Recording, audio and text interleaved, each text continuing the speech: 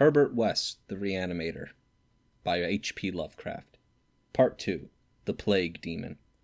I shall never forget that hideous summer 16 years ago when, like a noxious afrite from the halls of Iblis, typhoid stalked leeringly through Arkham.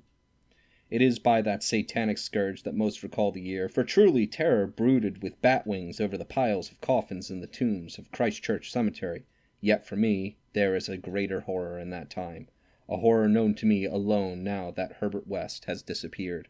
West and I were doing postgraduate work in summer classes at the medical school of Miskatonic University, and my friend had attained a wide notoriety because of his experiments leading toward the revivification of the dead.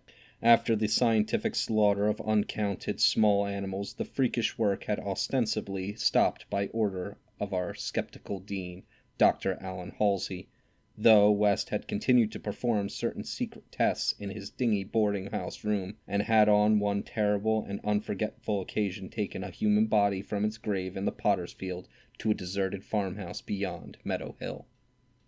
I was with him on that odious occasion, and saw him inject into the still veins the elixir which he thought would to some extent restore life's chemical and physical processes, in a delirium of fear which we gradually came to attribute to our own overwrought nerves, and West had never afterward been able to shake off a maddening sensation of being hunted and haunted.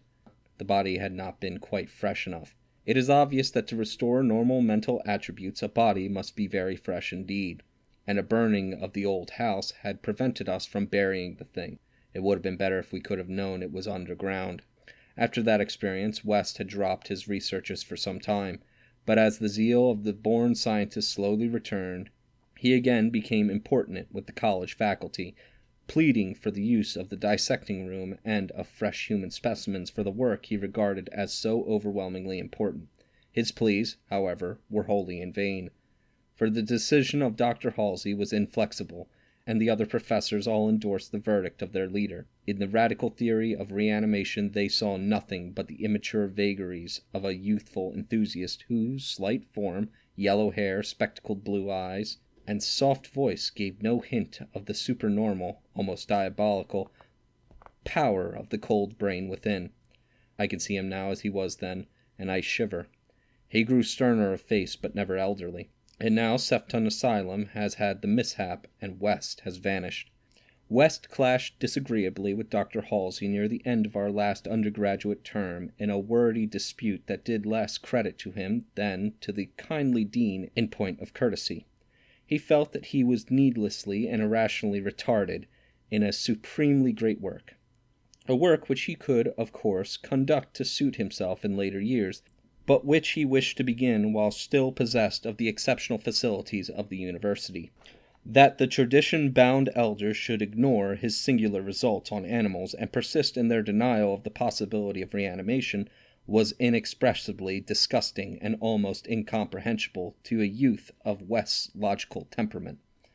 Only greater maturity could help him understand the chronic mental limitations of the professor-doctor type, the product of generations of pathetic puritanism, kindly, conscientious, and sometimes gentle and amiable, yet always narrow, intolerant, custom-ridden, and lacking in perspective. Age has more charity for these incomplete yet high-souled characters, whose worst real vice is timidity, and who are ultimately punished by general ridicule for their intellectual sins like Ptolemaism, Calvinism, anti-Darwinism, anti-Nietzscheism, and every sort of Sabbatarianism and sumptuary legislation. West, young despite his marvelous scientific acquirements, had scant patience with good Dr. Halsey and his erudite colleagues, and nursed an increasing resentment, coupled with a desire to prove his theories to these obtuse worthies in some striking and dramatic fashion. Like most youths, he indulged in elaborate daydreams of revenge, triumph, and final magnanimous forgiveness.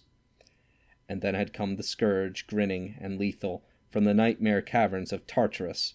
West and I graduated about the time of its beginning, but had remained for additional work at the summer school, so that we were in Arkham when it broke with full demonic fury upon the town.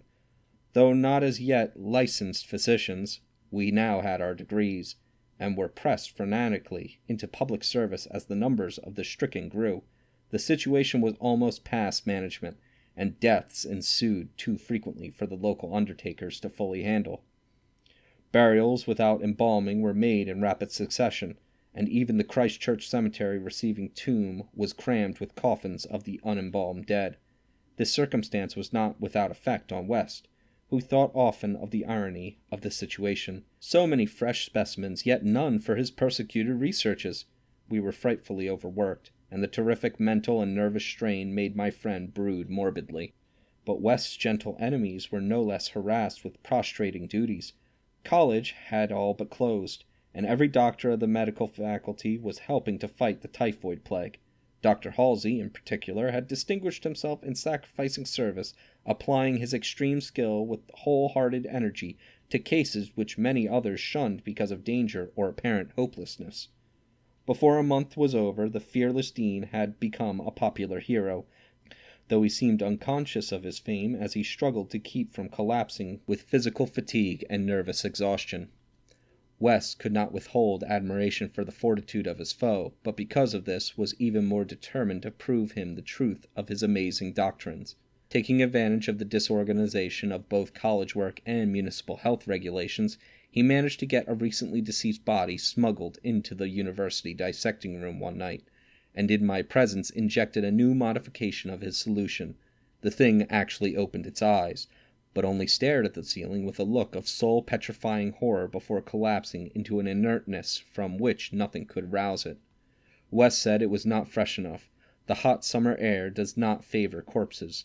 That time we were almost caught before we incinerated the thing, and West doubted the advisability of repeating his daring misuse of the college laboratory. The peak of the epidemic was reached in August. West and I were almost dead, and Dr. Halsey did die on the 14th. The students all attended the hasty funeral on the 15th, and bought an impressive wreath, though the latter was quite overshadowed by the tributes sent by wealthy Arkham citizens and by the municipality itself. It was almost a public affair, for the dean had surely been a public benefactor. After the entombment we were all somewhat depressed, and spent the afternoon at the bar of the commercial house, where West, though shaken by the death of his chief opponent, chilled the rest of us with references of notorious theories. Most of the students went home, or to various duties, as the evening advanced, but West persuaded me to aid him in making a night of it. West's landlady saw us arrive at his room about 2 a.m, with a third man between us, and told her husband that we had all evidently dined and wined rather well. Apparently this assiduous matron was right, for about 3 a.m. the whole house was aroused by cries coming from West's room, where when they broke down the door they found the two of us unconscious on the blood-stained carpet, beaten, scratched, and mauled, and with the broken remnants of West's bottles and instruments around us. Only an open window told what had become of our assailant, and many wondered how he himself had fared after the terrific leap from the second story to the lawn which he must have made.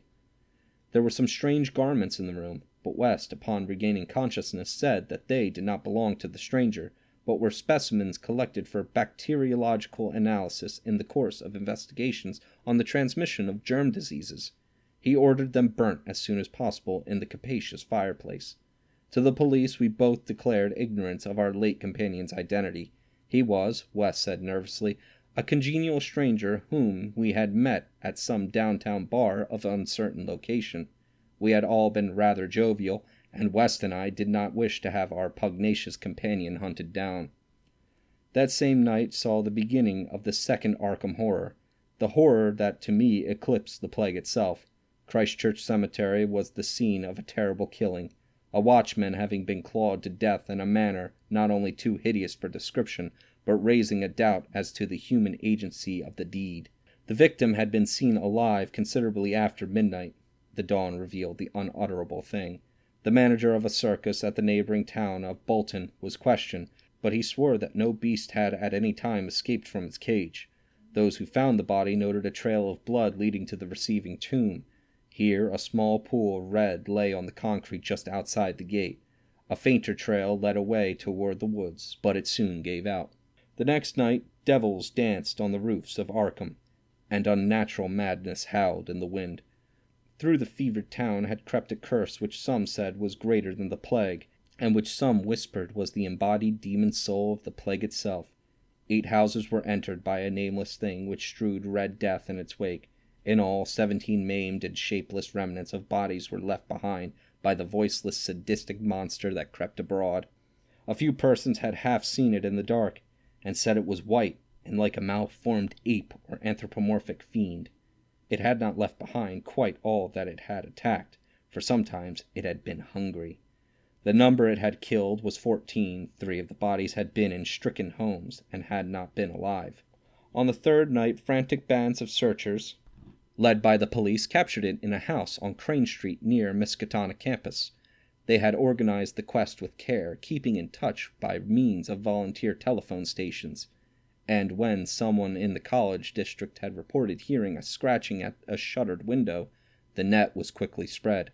On account of the general alarm and precautions, there were only 2 more victims, and the capture was effected without major casualties.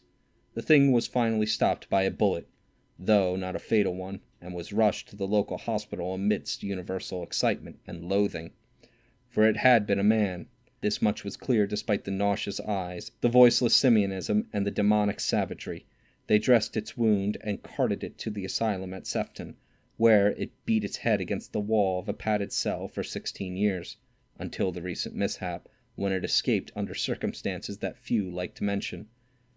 What had most disgusted the researchers of Arkham was the thing they noticed when the monster's face was cleaned, the mocking, unbelievable resemblance to a learned and self-sacrificing martyr who had been entombed but 3 days before, the late Dr. Allen Halsey, public benefactor and dean of the medical school of Miskatonic University. To the vanished Herbert West and to me the disgust and horror was supreme. I shudder tonight as I think of it, shudder even more than I did that morning when West muttered through his bandages, "Damn it, it wasn't quite fresh enough."